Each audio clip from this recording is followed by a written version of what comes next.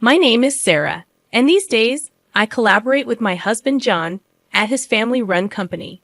The enterprise, led by my father-in-law, Richard, is a small but inviting establishment employing about 6 individuals. Richard, a man of few words, seldom involves himself in the day-to-day operations of the company. Instead, John, poised to become the next president, works tirelessly, actively pursuing clients and securing new projects, demonstrating his dedication to the company's expansion. During significant projects, all the employees come together, creating a vibrant and enthusiastic atmosphere. I've been part of this spirited environment for the past 10 years, ever since I got married. However, my mother-in-law, Nancy, seems to harbor some discontent about my role.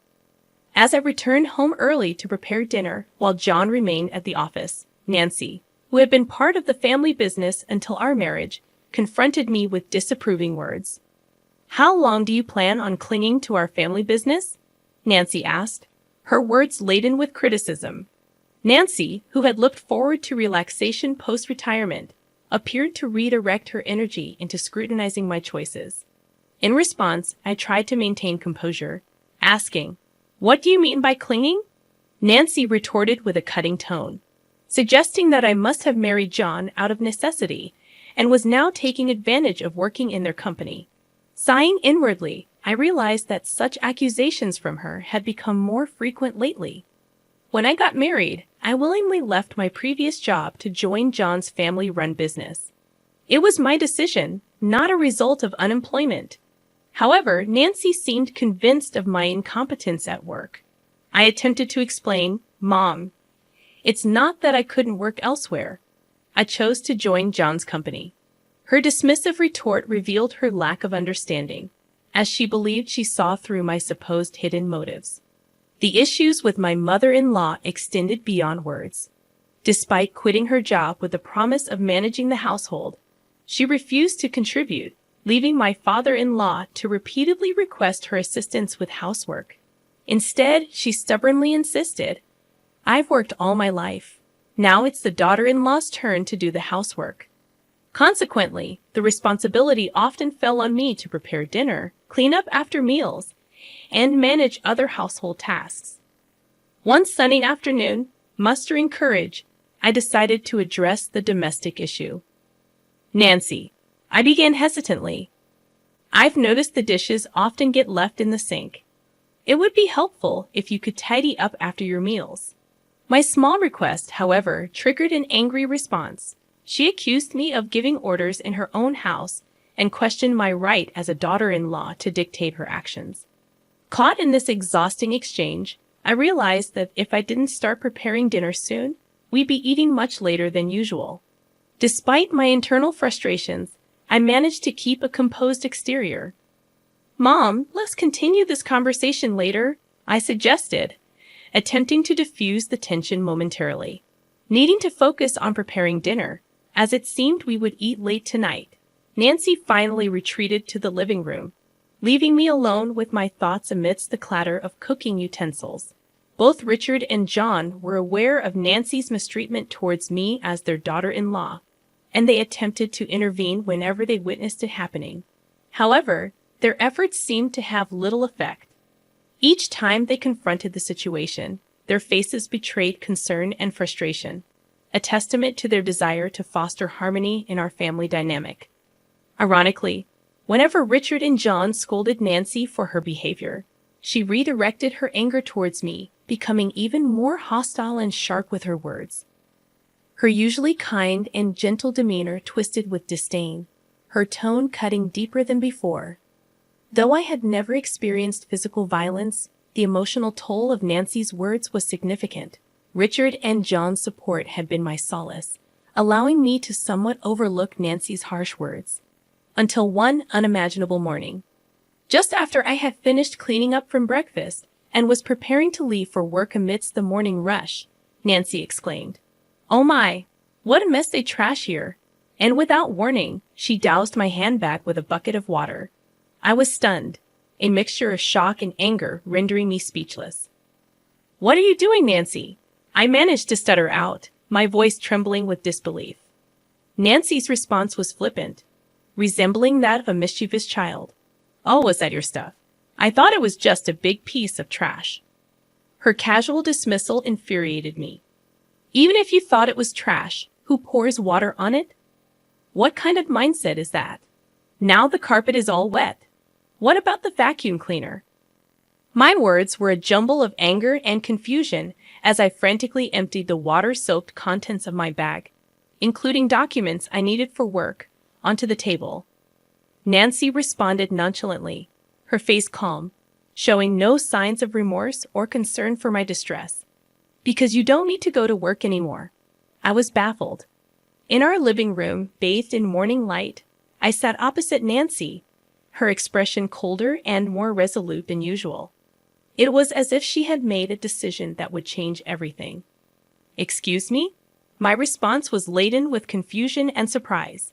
"You've been clinging to this house for 10 years, but finally I can get rid of you." Her words pierced my heart, her voice carrying a level of anger and determination I had never heard before. My mind reeled, and my heart filled with sorrow. "Getting rid of me?" I questioned, disbelief in my voice. Her words made me feel like an outsider in this family. "In fact, my daughter is joining the company, so we need you to leave. Today's your last day. Well, all you have to do today is bow your head to your father-in-law and John, apologizing for all the trouble you've caused." Her mocking laughter further wounded me. She was using my position at work to force me out. I had dedicated years to that job, building respect and memories. I was dumbfounded. My heart was filled with disbelief at her merciless decision. I had devoted myself to this family, but it seemed my sacrifices meant nothing to her. "Are you sure about this? Wasn't Jessica working in a clothing store in Manhattan?" My words reflected my confusion and apprehension. My job was more than just a source of income. It was my avenue for self-fulfillment. Meanwhile, Jessica, my sister-in-law, seemed to have grown tired of city life and had chosen to return to the family. She said she was tired of dealing with the cold people of Manhattan. So I told her as she came back home, I have a job ready for her. She agreed to return immediately. "Now that she's coming back, I want you out of this house." Her words were difficult to comprehend. She was ready to upend my life with a single decision, completely disregarding my place in the family, without even listening to me. "I've written your resignation letter," she said, handing me an envelope. She effectively expelled me from the house. In that moment, my heart shattered completely. Everything I had built over the years was reduced to nothing, treated like a mere piece of paper. Her actions severed our family bond irreparably. I headed to the company, just a brisk 3-minute walk from my home, my mind a whirlwind of apprehension and anticipation. As I walked under the cool morning sky, each step felt heavy with the weight of what was to come. Upon reaching the office, I shared with my father-in-law Richard and my husband John.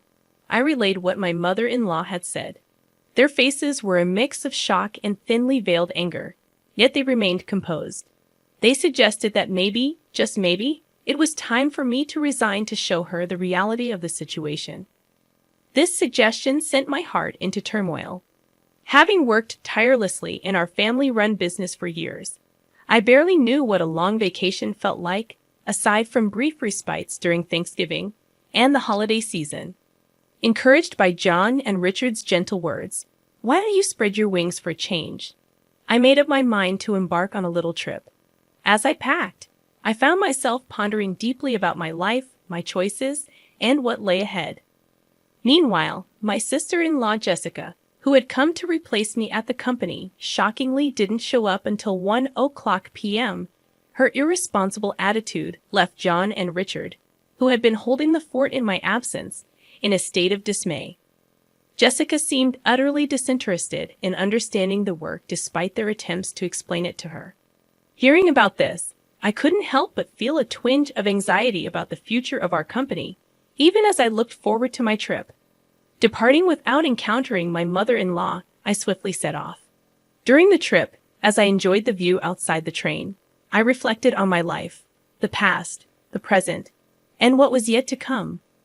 Relishing the local seafood delicacies, I contemplated deeply about myself, my family, and our business. However, the tranquility of my fourth day was shattered when Jessica called me in tears. "What's going on?" Mom said it was an easy job, just sitting in a chair. But John and Dad are acting like I can't do anything right. Her words, most likely given to her by my mother-in-law, took me by surprise. Even as I enjoyed my leisure, I realized it was time to address the situation. "So, Jessica, how proficient are you with computers?" Hesitantly, she replied. "Well, I usually watch videos online and play games too." Her answer indicated her limited experience with technical aspects. Delving deeper, I asked about her familiarity with software tools such as Word or Excel, and her response was puzzled. Considering her background in the Manhattan apparel industry, it was unlikely that she never used a computer. Tasks such as tracking sales and managing inventory would have required her to use Excel. When asked if she could handle calculations for sales or fill in documents, she confidently answered, "I could handle that task." However, when probed further with, "Can you calculate tax too, right?" her confidence waned, and she responded uncertainly. This question was a test of her mathematical skills and her ability to apply them in a business context. While Jessica might possess other skills, it was apparent she felt insecure about the required skill set for the job. Her discomfort seemed particularly rooted in her struggle with calculations, which could be why she faced criticism from Richard and John. First and foremost, it was necessary to give my mother-in-law and her cohort, who tried to oust me, a taste of their own medicine. To begin with, since you're taking over my job, I expect you to handle the accounting tasks efficiently. Be mindful of email etiquette. A casual tone suitable for friends is utterly inappropriate for business communication. Also, you'll be responsible for scheduling the staff shifts. Though our team is small, everyone's requests for time off are carefully considered, so make sure not to prioritize your own convenience over theirs. As I continued to list down my demands, I could hear her sobbing on the other end of the line. But I was told I wouldn't have to do anything. Why are there so many tasks? I didn't come back home for this. She abruptly ended the call.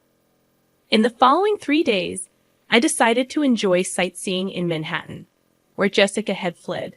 From my experience, I learned that not everyone in Manhattan is cold-hearted. In fact, it seemed rarer to find people as cold-hearted as my mother-in-law and Jessica, who had conspired to drive me away. A week after leaving my job, I returned to my in-laws' house. Upon my arrival, Nancy, with her face flushed red, confronted me with a burst of anger. "How dare you make my daughter cry? You won't get away with this," Nancy exclaimed furiously, her eyes brimming with anger and misunderstanding. She made a move to grab me, but John and Richard quickly intervened. They tried to calm her down, but her anger seemed far from subsiding. John sighed deeply before speaking. "Jessica is crying because she was scolded for trying to boss around her employees, despite her inability to do anything right. It's not Sarah's fault. Besides, Sarah hasn't been here for a week, so there's no way she could have upset Jessica. Mother, you really need to stop these baseless accusations." John's voice was calm yet carried weight, trying to convey the facts and clear the misunderstanding. "But it's because of her. This woman is the reason for Jessica's suffering," Nancy retorted, her voice emotional, directing her baseless suspicions towards me. Her words lacked any foundation of truth. "Where is Jessica, by the way?" I asked, looking around the living room. But Jessica was nowhere to be seen, adding more mystery to the already puzzling situation. It doesn't matter to me that Nancy is upset about Jessica, but Jessica has no place to go since she terminated her lease in her Manhattan apartment. I thought she would be at her parents' house, but her absence raised questions. I pondered. John explained. "Jessica's locked herself in her room. She's been crying and saying she doesn't want to go to work anymore." It seemed like Jessica had run away from learning the job well. It was understandable that she would find it challenging, considering she lacked the skills to fill in for me. "You've been poisoning John and Richard against me, haven't you? If not, they wouldn't say the company ran better with me than with the incompetent Jessica." Nancy accused me vehemently. Her words were filled with long-standing misunderstandings and prejudices, leaving me utterly perplexed. She seemed to have always viewed me as an adversary, her words reflecting years of misconceptions. John let out a heavy sigh, his face showing weariness and frustration with the tangled web of emotions in this family. He had tried repeatedly to resolve the misunderstandings among family members, but his efforts seemed far from fruitful. "Mom," he began, trying once again to bring clarity to the situation. "I realize it might sound a bit unusual, but Sarah is truly exceptional at her work. She holds a certification in bookkeeping, and her secretarial skills are top-notch. Moreover, she has studied Spanish and even has experience studying abroad. When it comes to dealing with multiple languages at our company, Sarah is the one who handles everything," John explained with a sense of pride, and his mother Nancy looked utterly surprised. Nancy had assumed that I quit my job as soon as I joined the family, so she had no idea about my contributions and achievements at work. What? That sounds like something straight out of a TV drama. Actually, back in college, I was so focused on getting various certifications that I immersed myself in my studies, to the point where I hardly participated in clubs or had time for a romantic relationship. It was during this phase of my life that I met John, who visited my company for business. I inadvertently found myself sharing the story of how John and I first met. However, I realized that this wasn't what Nancy wanted to hear, so I steered the conversation back to the original topic. In a nutshell, I was entrusted with a wide array of responsibilities at the company, from handling accounting tasks to schedule coordination, liaising with other companies, and managing employee shifts. There were numerous tasks under my purview. Thanks to that, I was able to focus on reaching out to other companies for business deals. The work environment became much more comfortable compared to the times when you were around. "Mom," John added, leaving Nancy with her mouth agape in amazement. Just then, Richard, John's father, chimed in with a comment that took me by surprise. "We're going to shut down that company soon." Actually, Jessica made a big blunder. Despite being asked to prepare some documents, she decided to handle phone calls because it seemed more fun doing so. While John and I were away, she ended up behaving rudely to the person in charge from Company A. Of course, I got a call to confirm this. Hearing this, I was so shocked that I instinctively covered my mouth with my hand. "I can't believe Jessica would do something like that," I murmured.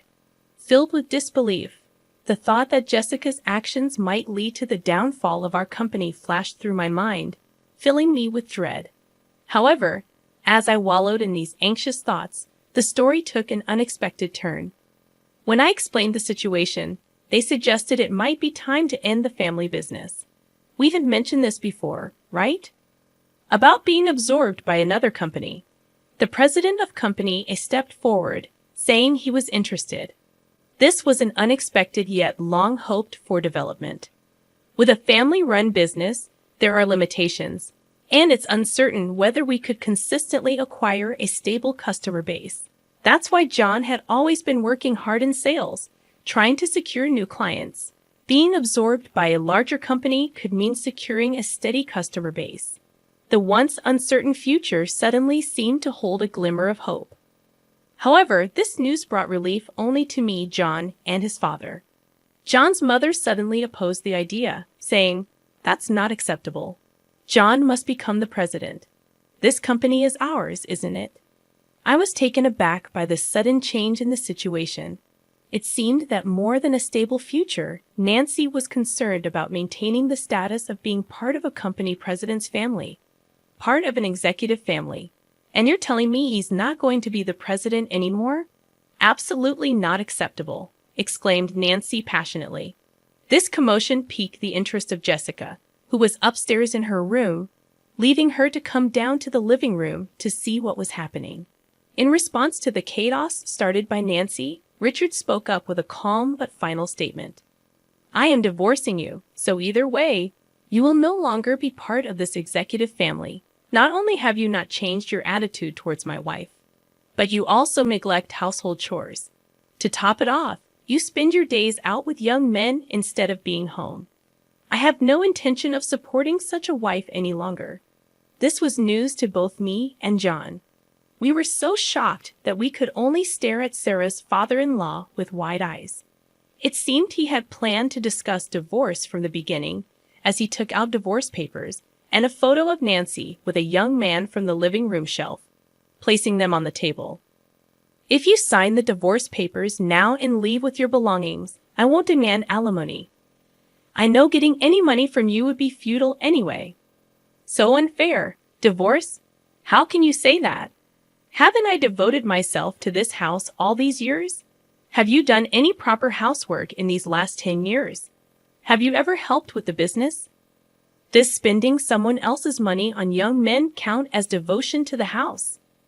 It was the first time we saw Sarah's usually mild-mannered and reserved father-in-law this angry. Seeing this, Jessica, who had come down to the living room, was visibly trembling from the shock. Jessica, you're part of this too. You came back home because you couldn't make it in Manhattan, and now you can't find a job, but still act all high and mighty. In the end, you stopped working entirely.